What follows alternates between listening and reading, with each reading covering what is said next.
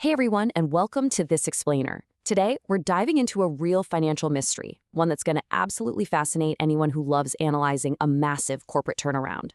We're looking at Motorola Solutions, ticker symbol MSI. Now, you might hear the name Motorola and immediately think of those flip phones from 20 years ago, right? Well, scratch that.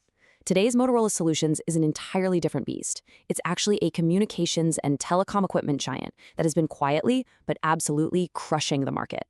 But here's the hook. The real paradox we're going to unravel today. When you look at its historical returns, it looks like this unstoppable growth machine. But the moment you look at its traditional valuation multiples, it looks terrifyingly expensive. And yet, its underlying intrinsic value tells a completely different story. It's a classic price versus value paradox, and we are going to break it all down using the cold, hard data. To get to the bottom of this, we'll run through a quick, structured 5-step audit today. First, a decade of dominance. Second, measuring the profit engine. Third, the valuation puzzle. Fourth, the intrinsic value paradox. And finally, health, debt, and dividends. Let's jump right in. All right, part 1, a decade of dominance. Let's see exactly what kind of winning streak we're dealing with. Just look at this number, 546.91%.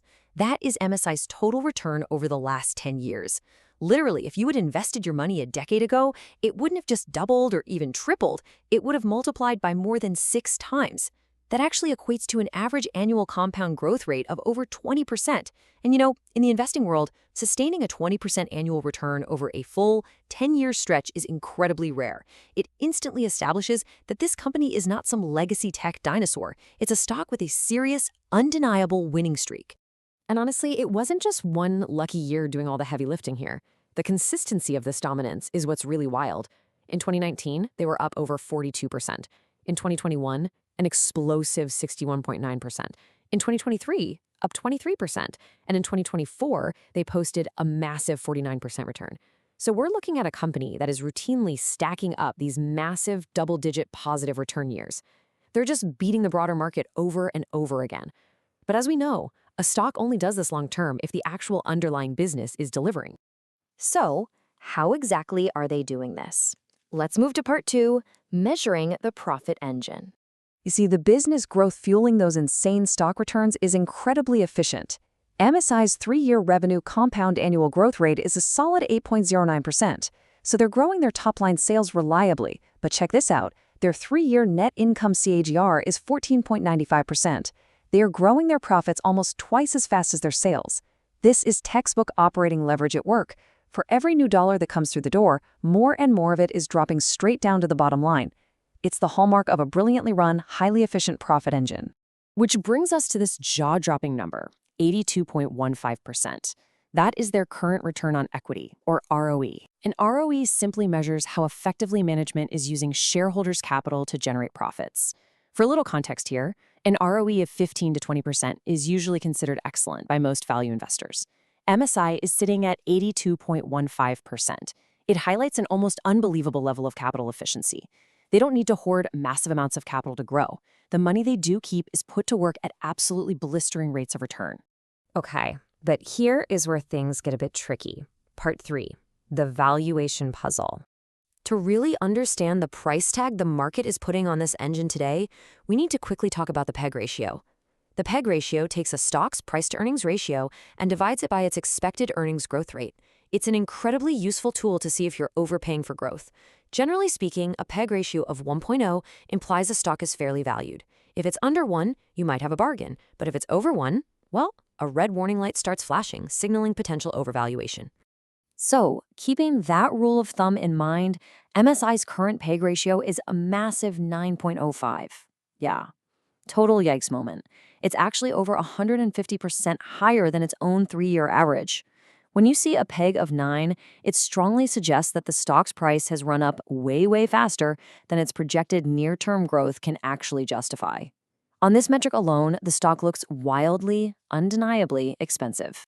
But wait, the puzzle gets deeper. Yes, the PEG is high and the current PE ratio is a lofty 31.72, meaning you're paying nearly $32 for every $1 of earnings. But historically, MSI's 3-year average PE is 36.77, so paradoxically, the stock is currently trading almost 14% below its own recent historical average valuation. It's an expensive stock that is somehow currently on sale compared to its own recent history. The market has essentially been totally fine paying a massive premium for this company for years. Which brings us to the real core of our explainer today. Part 4, the intrinsic value paradox. This is where the ultimate paradox really emerges. We've just established the stock looks incredibly expensive on traditional multiples, right? But what happens when we strip all that noise away and just value the raw cash the business generates? Well, the last closing stock price was $393.28 per share. But the discounted cash flow, or DCF, fair value tells a completely different story. A DCF model projects all the free cash flow the company will produce and discounts it back to today's dollars. For value purists, it's the ultimate measure of worth. And this model appraises MSI's fair value at $733.99. So traditional multiples scream expensive, but the cash flow model says its intrinsic value is nearly double the current market price. No way, right? What that creates is a staggering 46.42% margin of safety, based purely on those free cash flows. And that margin of safety is just the gap between the actual intrinsic value and the current stock price. Finding a company with an 82% return on equity and a nearly 47% margin of safety, that's a combo that would make literally any value investor do a double take. The business is just generating so much free cash, over $2.4 billion trailing 12 months, growing at nearly 20% annualized recently, that the sheer volume of cash overpowers the seemingly expensive stock price. All right, before we crown this the ultimate value play of the decade, we have to look at reality. Part 5, health, debt, and dividends. We've got to look for the catch, right? And, well, here it is. Their debt-to-equity ratio is 3.52. That is a very heavy level of debt leverage. For every single dollar of equity, they're carrying $3.50 of debt. At the same time, their current ratio is 1.07. Now, the current ratio just measures if a company can pay its short-term bills with its short-term assets. Anything above 1.0 means you're technically solvent, but 1.07 means they're just barely covering those short-term liabilities. So, yes, MSI is a cash-generating machine, but they carry a hefty debt load to keep that machine running. But despite that debt leverage, management remains incredibly friendly to shareholders. They currently offer a 1.23% dividend yield.